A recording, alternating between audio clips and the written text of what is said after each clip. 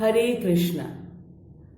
आज हम Bhagavad Gita as it is के दूसरे अध्याय का प्रारंभ करने जा रहे हैं।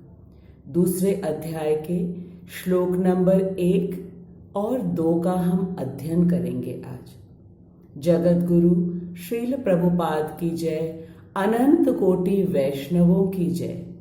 दूसरे अध्याय को गीता का सार कहा जाता है।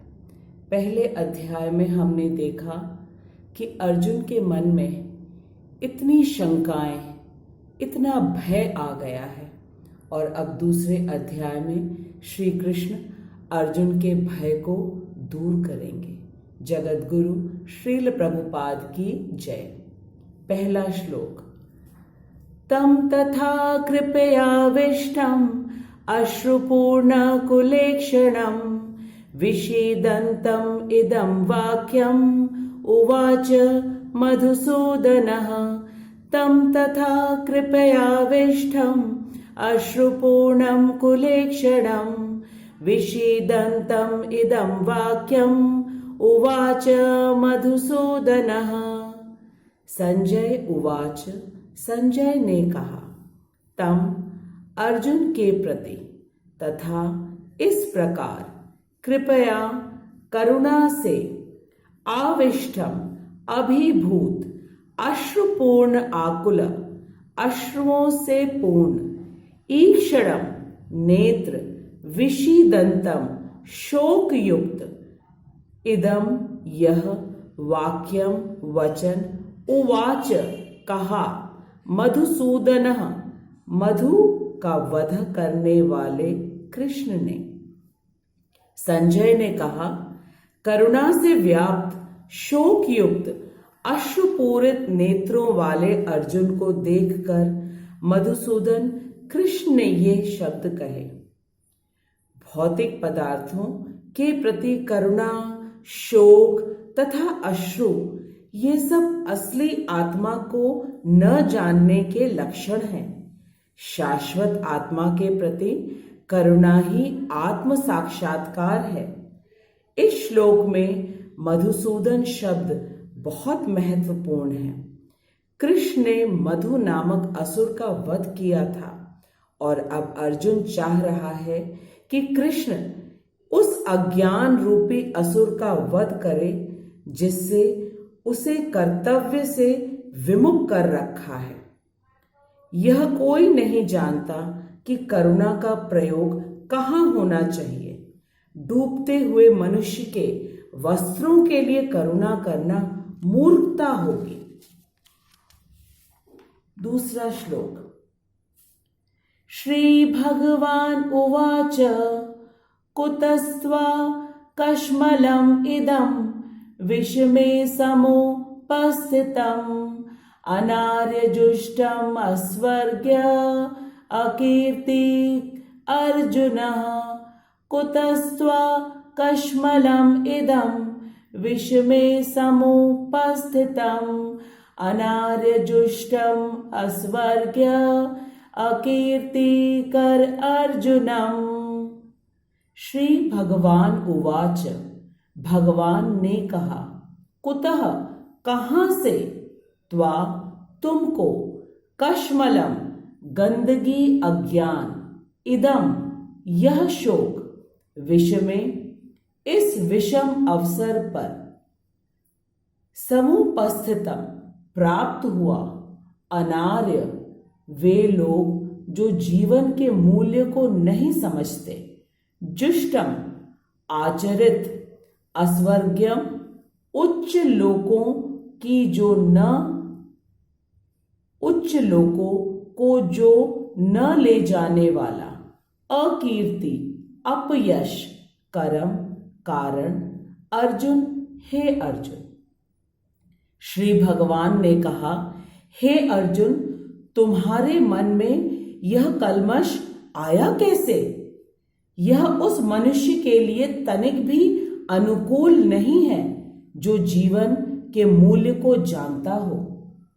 इससे उच्च लोक की नहीं अपितु अपयश की प्राप्ति होगी।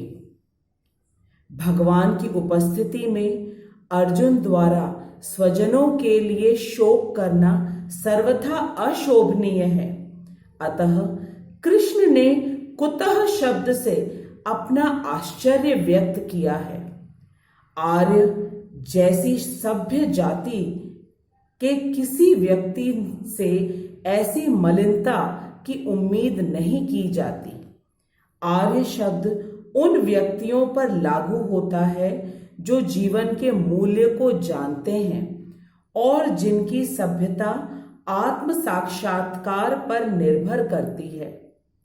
देहात्म बुद्धि अर्थात देह को ही अपना अस्तित्व मानने वाला, देहात्म बुद्धि से प्रेरित मनुष्यों को यह ज्ञान नहीं रहता कि जीवन का उद्देश्य परम सत्य, विष्णु या भगवान का साक्षात्कार है। वे तो भौतिक जगत के बाह्य रूप में ही मोहित हो जाते हैं। अतः वे यह नहीं समझ पाते हैं कि मुक्ति क्या है।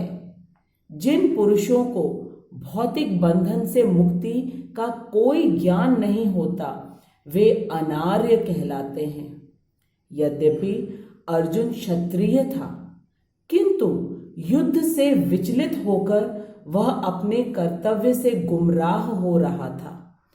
उसकी यह कायरता अनार्यों के लिए ही शोभा देने वाली हो सकती है। कर्तव्य पथ से इस प्रकार का विचलन न तो आध्यात्मिक जीवन में प्रगति करने में सहायक बनता है, न ही इससे इस संसार में ख्याति प्राप्त की जा सकती है। भगवान कृष्ण ने अर्जुन द्वारा अपने स्वजनों पर इस प्रकार का करुणा का अनुमोदन नहीं किया। In the previous chapter, we have seen that both the armies, that is, the Pandavas and the Kauravas, are all set to fight. Arjun asks Sri Krishna, addressing him as Achyut, to take the chariot in between both the armies so that he can nicely see who all have assembled in the side of Duryodhan to support him in the war of Kurukshetra. Then Arjun becomes overwhelmed with the sadness of killing his own people, and he refuses to fight with them and prefers getting killed by them in the battlefield. This is the quality of a true devotee, that he is very kind and compassionate towards everyone. In the previous chapter, Chaturvarna Ashram is also explained, and the role of every person is important for the smooth running of the society. We can understand Chaturvarna Ashram very nicely with the help of our parts of the body. Our body has brain, arms, belly, and legs. The position of the brain is the topmost, and that is the place of the Brahmins in the society. Brahmins have the duty to give the knowledge of Brahma according to the scriptures. Then comes arms, which is the Kshatriya class, to give protection to all. Then comes the belly, that is the stomach, which is the mercantile people, that is the Vaishyas, who carry out the trade in the society for fulfilling everyone's needs. Then comes the fourth class, which are the legs, which serves all the higher three classes. Arjun is a Kshatriya, and his dharma is to give protection to his people from aggressors, that is the Atatayins, like Duryodhan, who wants to acquire others' land, property and wealth in an illegal manner. Aggressors should be removed from the society, and killing them is not a sin. So, When Arjun was not willing to kill Duryodhan and all his supporters, then Krishna gave him the knowledge of Bhagavad Gita. Arjun is actually Gunakesh, but he is acting like an ignorant person. So, to set the stage for Sri Krishna to introduce the teachings of Bhagavad Gita, Arjun thought that Krishna will praise him when he was showing compassion towards his own people, but Sri Krishna criticized him for this. How can Krishna allow his friend and devotee not to fulfill his duties, which is his Swadharma? Krishna is known as Vajrad api kathor, Kusumad api komal, which means that Sri Krishna is strong as a thunderbolt and he can be softer than a flower. Krishna is the perfect teacher and Arjun is a perfect student. Krishna called Arjun with names like important and miser, as he was not utilizing all his energies and powers in executing his duties. He condemned Arjun for lamenting on the useless things. From here, the real knowledge of Bhagavad Gita begins. Krishna explains to Arjun that he is not his body and he is the spirit soul. यही से भगवत गीता के ज्ञान का प्रारंभ होता है।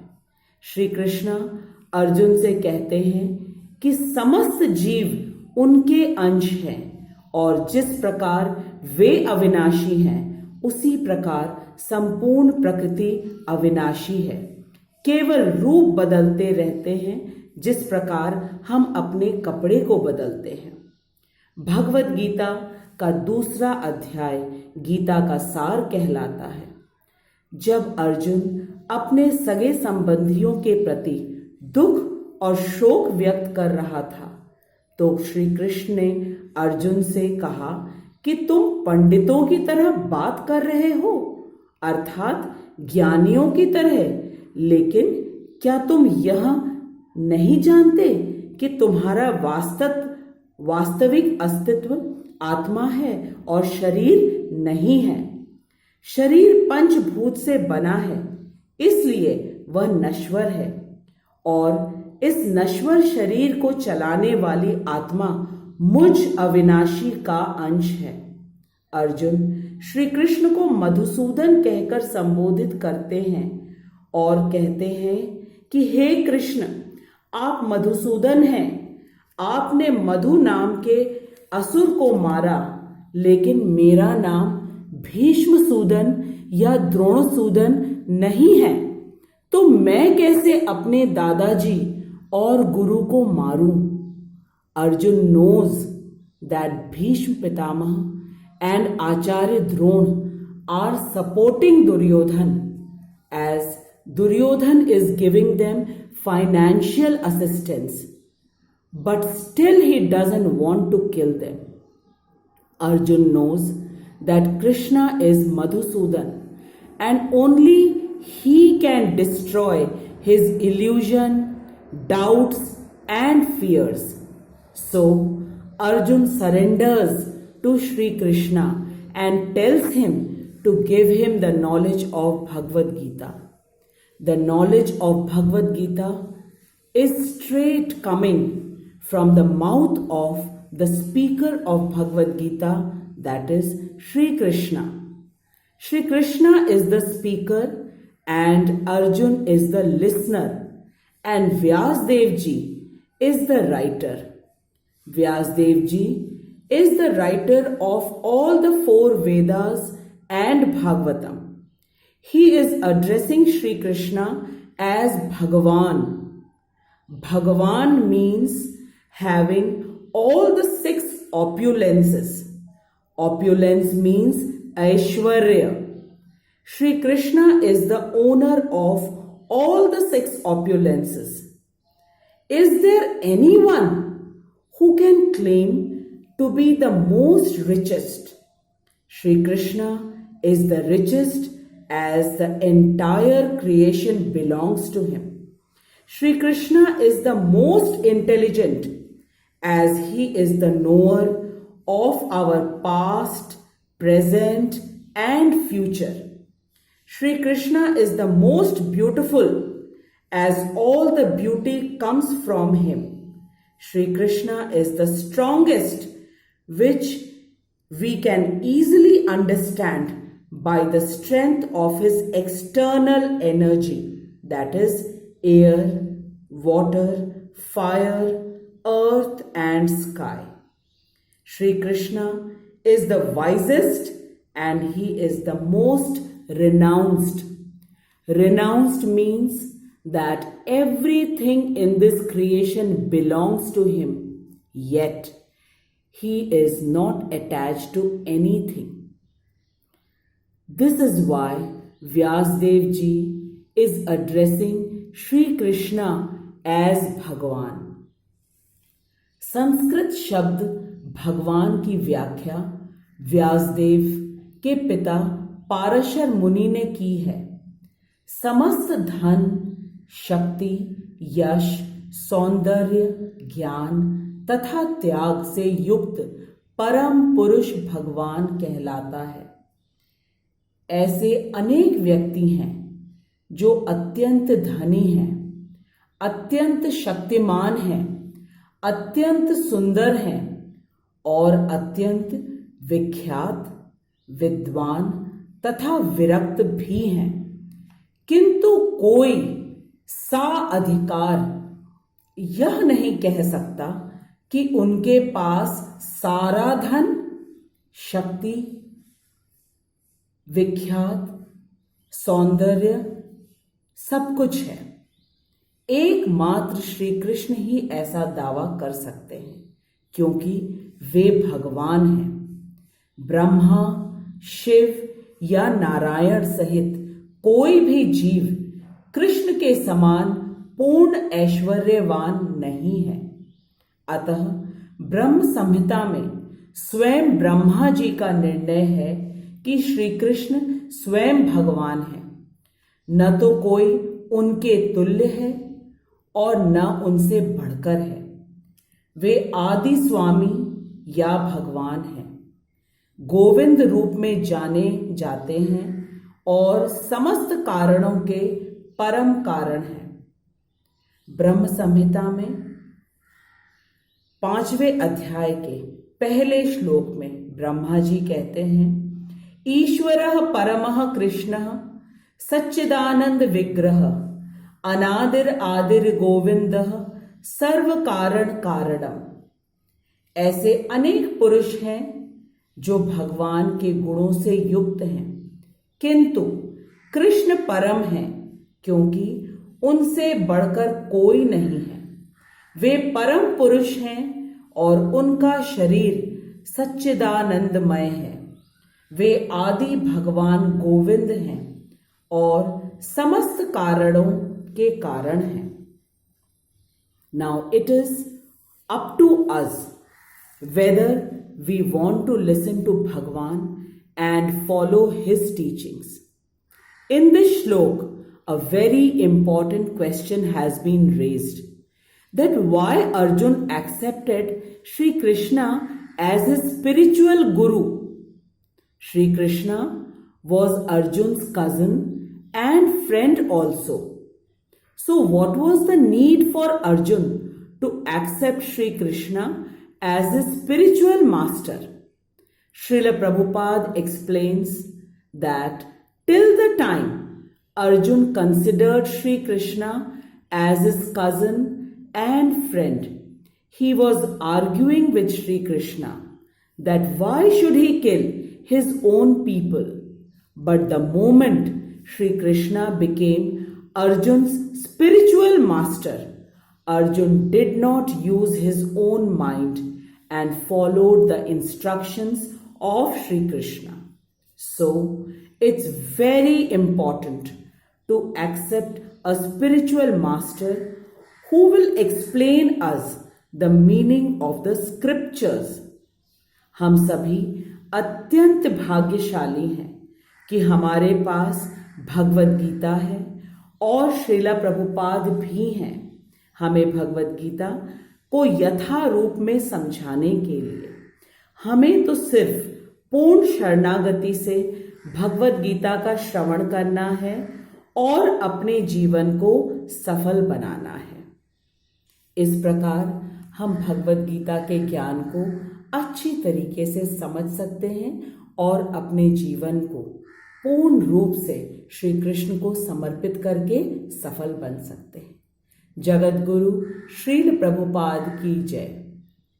नमो विष्णुपदाय कृष्णपृष्ठाय भूतले श्रीमति भक्ति वेदांत स्वामी निति नामिने नमस्ते सरस्वती देवी गौरवाणी प्रचारिणे निर्विशेषा शून्यवादी पाश्चात देशतारिणी जय श्री कृष्ण चैतन्य प्रभु नित्यानंद श्री अद्वैत गदाधर श्रीवासादि गौर भक्त वृंद।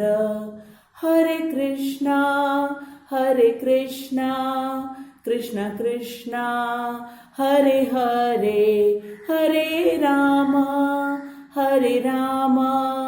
राम राम हरे हरे, हरे कृष्णा कृष्ण कृष्णा हरे हरे। निताई गौर हरि बोल, हरि बोल, हरि बोल, हरि बोल। जय जय प्रभुपाद, प्रभुपाद, प्रभुपाद, प्रभुपाद। जगत गुरु श्रील प्रभुपाद की जय। मैं समस्त सुनने वालों को बहुत बहुत धन्यवाद देती हूँ कि आप सभी मेरे साथ भगवत गीता के प्रथम अध्याय में थे और अब मैं ये उम्मीद करती हूँ कि आप मेरा पूर्ण रूप से समर्थन करेंगे और मुझे सपोर्ट करेंगे कि मैं भगवत गीता के दूसरे अध्याय को आपके समक्ष प्रस्तुत कर सकूं। जगत गुरु श्रील प्रभुपाद की जय। अनंत कोटि वैष्णवों की जय। यदि आपने मेरे चैनल को अभी तक सब्सक्राइब नहीं किया है तो कृपया सब्सक्राइब करिए।